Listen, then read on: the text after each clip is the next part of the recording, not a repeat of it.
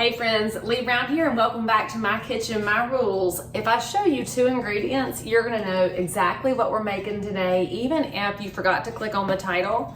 If I show you Nilla wafers and I show you bananas, do you see how I am making your dreams come true? Look, y'all been asking me to show you how to make real banana pudding. So that's what we're doing today because frankly, y'all, it's the middle of summer and that's when you're gonna have to go to a potluck, a homecoming, maybe you're gonna go to a family reunion. And if you never get invited to potlucks, homecomings, and family reunions, friends, A, make some better friends, and B, join a church, let's just call that what it is. Or maybe have one in your cul-de-sac. Some of y'all live in neighborhoods that need to have some fun to them. So let's start off with the basics. Well, actually the first basic I'll tell you is we're not using some boxed pudding mix, all right? If you had been making banana pudding with a boxed pudding mix, honey, stop, just stop it right now. That stuff is not good for you. And frankly, I've been reading this book, I should find where I laid it in the kitchen. It's called The Doritos Effect, about flavoring and how it's been messing with food. And legit, I'm having a hard time cooking right now, so I'm trying to power through, but still, home make as much as you can home make, and let's just leave it at that for a minute. So the first thing you need is milk. If you have whole milk, that's the best because it's heavier and it has better flavor. But we drink 1%, and so 1% is gonna work just fine. I don't know that skim works because it's also blue. I don't know why skim milk is blue. But anyway, you need 2.5 cups of milk.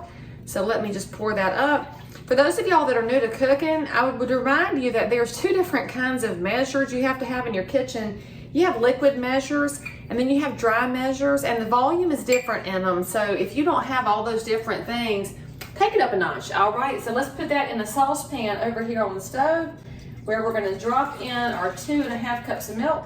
And now to thicken that up, we need 1/2 cup of heavy cream or whipping cream.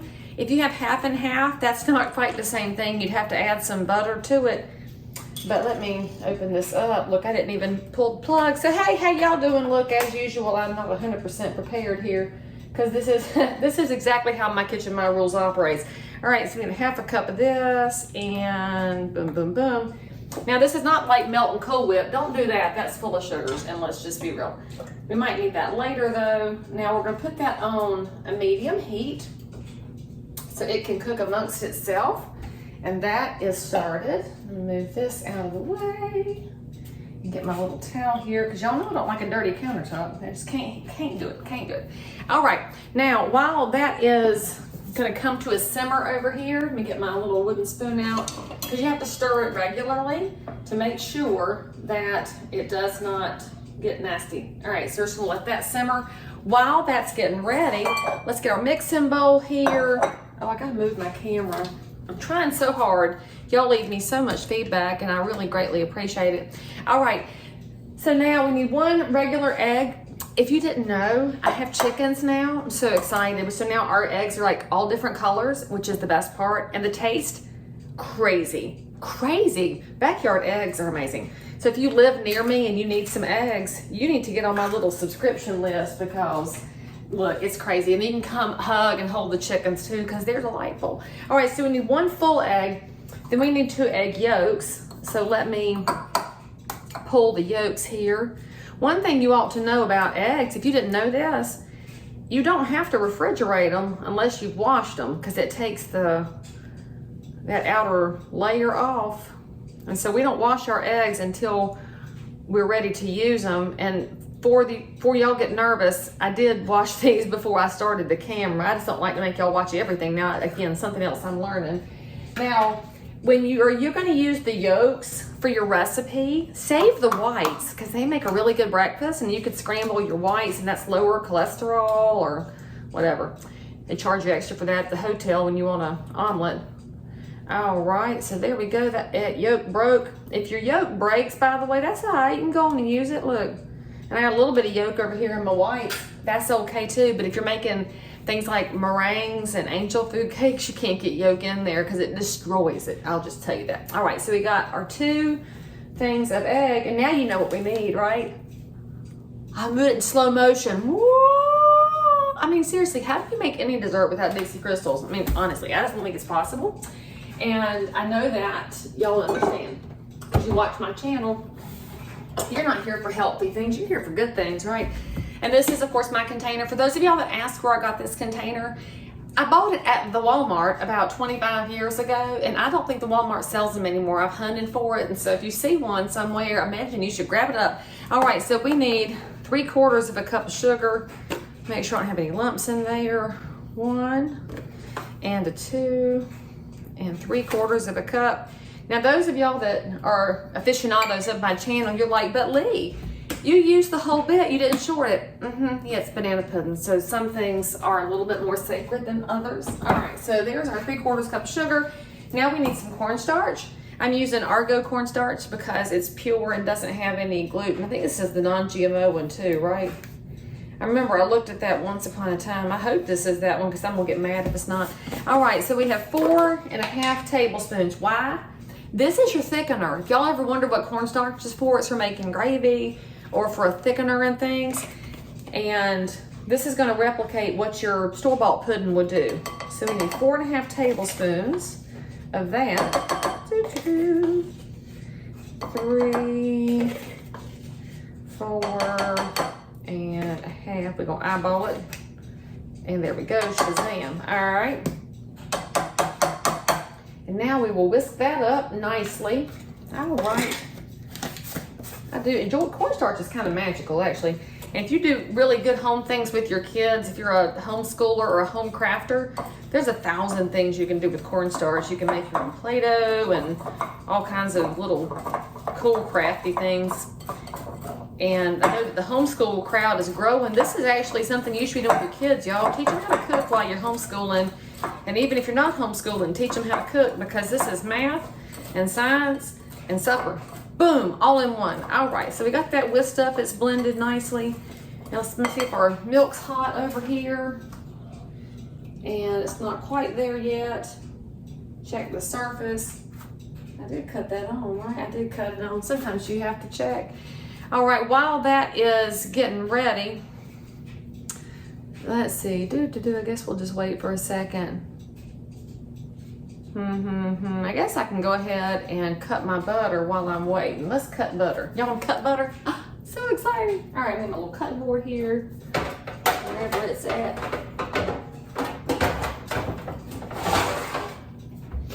All right.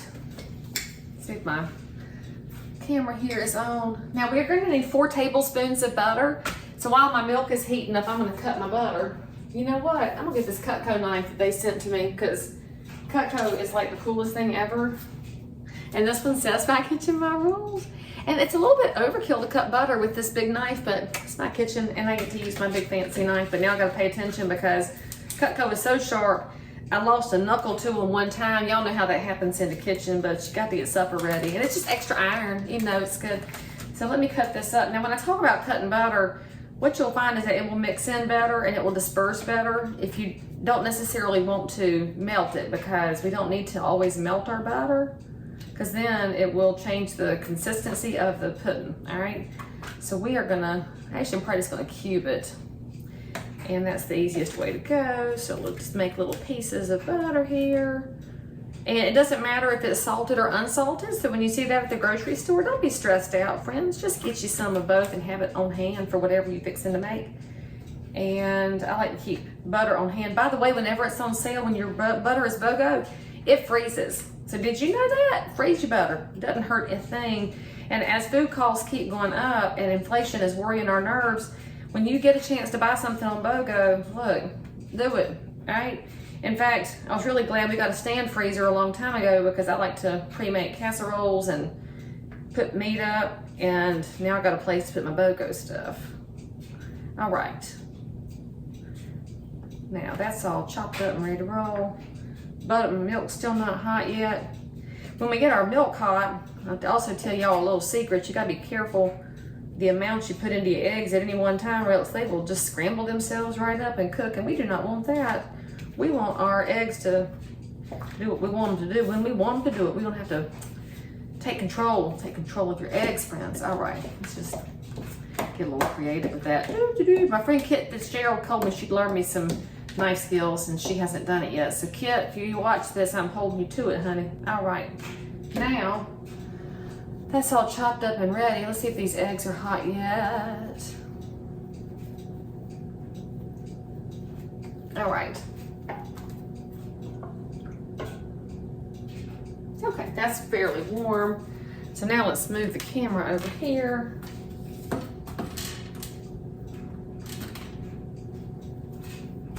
All right, so here's what we're gonna do. We're actually gonna take a little bit of the egg mixture. Make this where you don't necessarily see two cameras. Okay. Oh, you can see all my secrets if I don't close that cover up.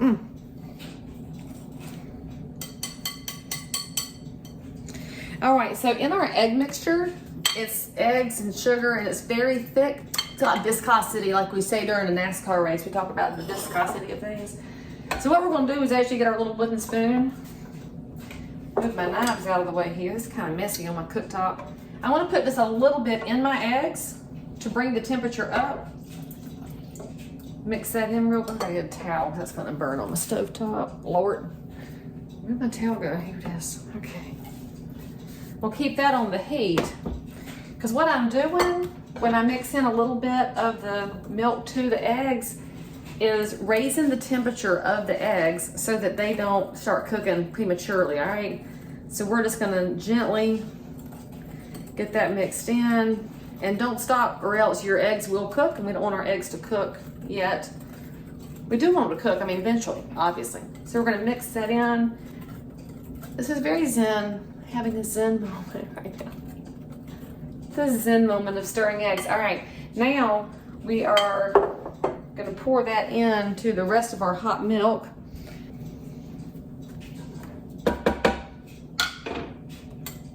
We're gonna pour this into our hot milk. And now it's gonna balance the temperature. So that's an extra step that you don't have to do with your box of Jell-O instant pudding. But just trust me on this. When you taste this, it's not even in the same ballpark. I mean, seriously. And I was reading in that book, that Doritos Effect book, it was talking about how so many of us have wished for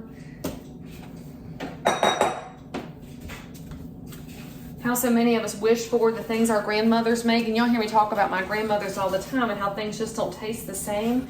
Well, it's because our food's different than it was back then. And so are our eggs, which we totally taste the difference around here since we became backyard chicken farmers here. And the name of my coop, look at the Chicken Riviera. Since the house is the Redneck Riviera, the chickens are there in the Chicken Riviera. So this is gonna have to cook for 5 to 8 minutes. So I could just talk to y'all for 5 to 8 minutes, or we'll just do a fast forward here. What we're looking for is a thickening so that it coats the whisk and coats or a spoon if you're using a spoon, which I can tell when I lift my whisk when it starts to stick. So I actually will let y'all have the little edit button here, and I'll see you in 2 seconds when the pudding's ready. All right, so your pudding takes that 5 to 8 minutes. And you can tell as you stir, you want to stir constantly so the bottom doesn't burn. You will truly see the texture change. It'll start bubbling, it's moving more slowly.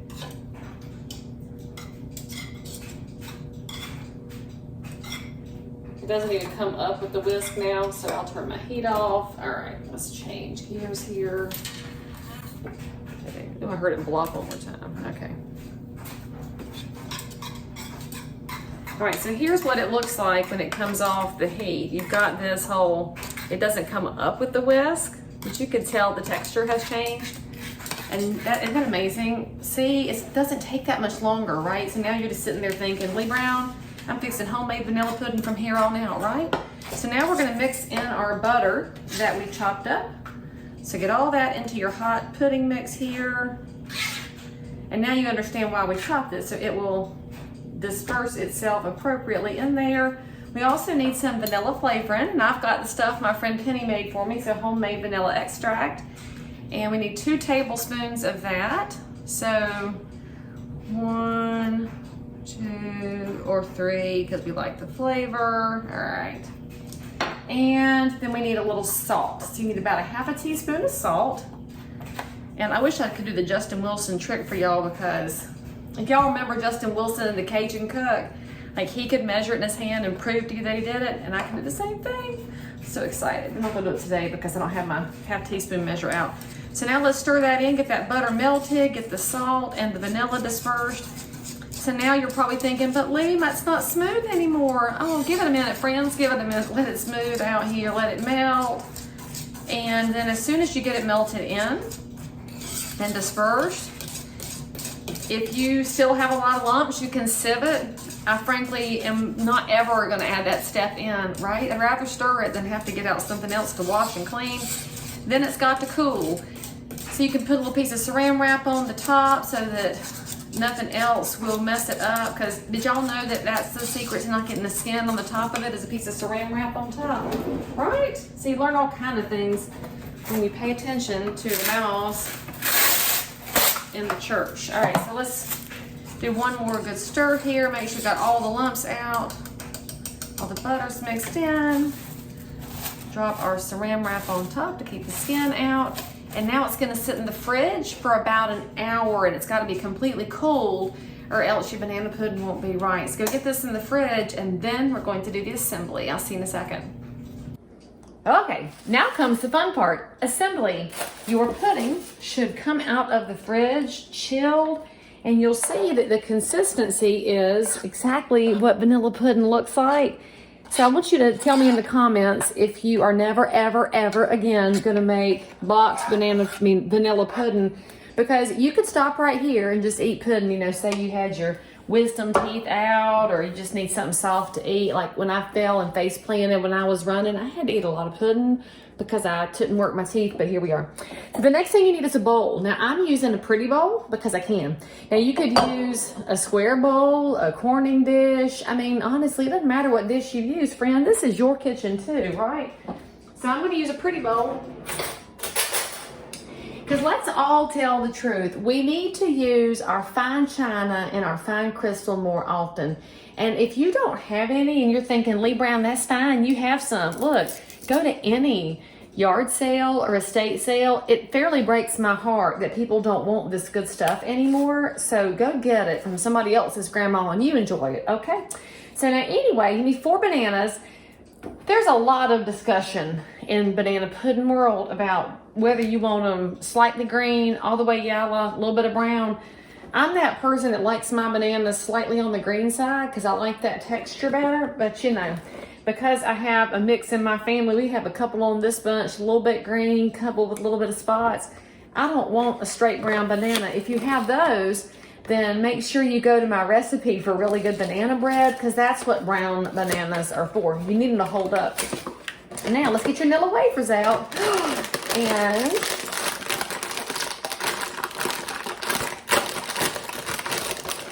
this is the easy part. Look, the hard part was making the pudding. Actually, the hard part is waiting for the pudding to set up. So what we're gonna do is make a layer of banana puddings of Nilla wafers in our bowl. Now I put mine with the flat side up so that it will look pretty from the outside of a glass bowl, you see. This is a very important step. And some of y'all are thinking this is not even worth watching the video about, but then I also heard some of y'all have a cocktail and just watch along while I'm chattering. So hey, and make sure you tell a friend that they need to come over here and hang out with us a little bit on My Kitchen, My Rules. And especially tell them that Dixie Crystals is the only sugar to buy. Look, I have heard from friends all over the country that have special ordered it. And then they send me a note and say, I get it now, I get it. All right, see, sometimes you just have to try it to get it. Now I'm layering my Nilla wafers all the way up. Some people only layer them part of the way. I like it this way so that it will look correct from the outside. This is not scientific, friends, not in any way, shape, or form. So as I get a nice layer of them in here, well, those are stuck together. That's the kind, oh, you just want to eat it while it's there. Okay. And no, you can't use an off-brand, and no, you can't use Angel Food or Lady Fingers. No, ma'am. You have to use Nilla wafers because that's how this works. All right, now we're going to slice a banana to put on our Nilla wafers and eat the one that's crooked at the end. Oh, quality check. Oh, there we go. Now, the more uniform your slices are, the more likely you are to win a prize at the homecoming. I'm just saying. I mean, I don't know if some of y'all are super competitive or not. I imagine you are. Now, I can't just toss them in here because that would upset the apple cart on my beautiful layer of Nilla wafers here that's gone all the way up the sides of my bowl. And look, that Nilla wafer moved just to be spiteful. And we're just gonna layer 2 bananas worth, all right? And then we're gonna use part of our pudding. So you're gonna have 2 layers here. And if you're in a rush, because let's just say that you were running late for something, you can just dump it all in there, okay? It would not have the prettiness, but you know, sometimes that's all right in your kitchen too. Okay.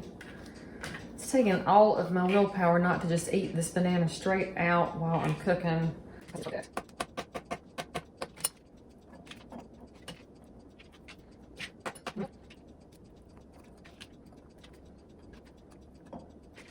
Okay, 2 bananas worth evenly layered. Now we'll take half of the pudding. How do I do this where y'all can see it? And kind of pour it in there. If you're curious about the pot with the lip here, that's the reason I bought this Calphalon, y'all, because it's got the little pouring lip on it. That's so good. Look, I think about my Grandma Myrtle every time I taste this pudding.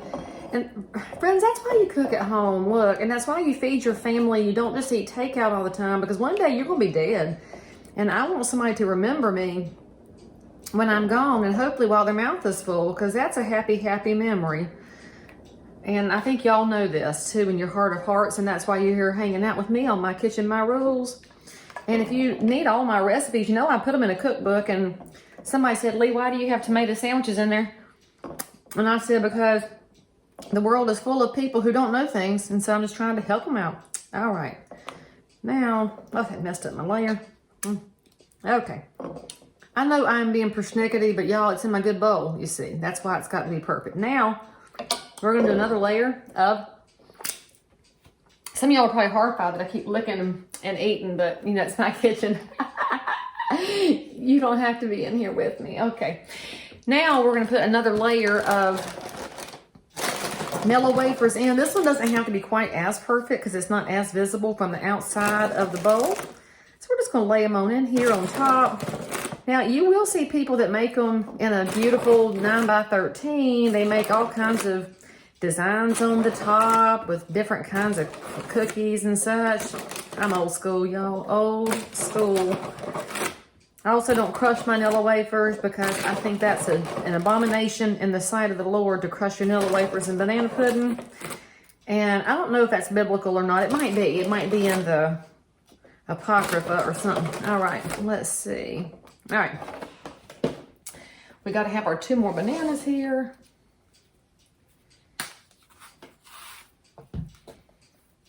And then, as you're planning ahead for the end of the layering, whipped cream can go on top. And how much whipped cream depends on you, your family, your crowd. Now, I'm not heavy on whipped cream on top of the banana pudding for a specific reason. Grandma Myrtle did not put a lot of whipped cream on top of her banana pudding. We just ate it right directly straight because we like the taste of the pudding and the bananas. And friends, you might find that after you make a homemade vanilla pudding, you don't need the whipped cream either, right? Because sometimes the toppings have come along to mask the loss of flavors and such, and to hide some of the chemical-y things. So try it both ways. You can always put Cool Whip on top if you want to. Get that heavy whipping cream out of the fridge. I showed y'all how to make good whipped cream topping in a recipe from probably 2 years ago. So there's always fun things to watch on this channel. And you've also watched how I've learned how to do sound and video better, since I'm not a professional studio. I'm a mom, and I'm over here in my house. This is actually my kitchen. The funniest thing is when people come over and they're like, oh my gosh, I saw this on the internet. And I'm like, yeah, it's like for real, my kitchen. It's how we roll over here.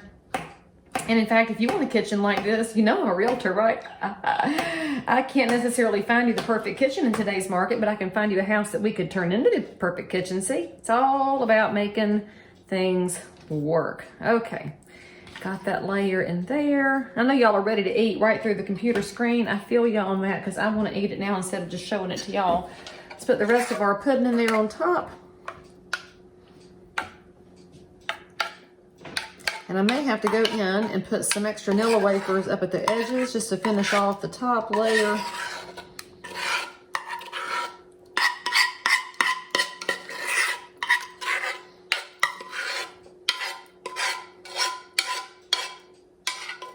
Now, if you're wondering why I'm not using a spatula to get every little bit of goodie out of there, I'm gonna tell the truth. I'm probably gonna lick that bowl here after I cut the camera off because this is my kitchen and I might be leaving myself a little bit because there's nothing like homemade vanilla pudding. All right, let's get that smoothed around there. Isn't that pretty?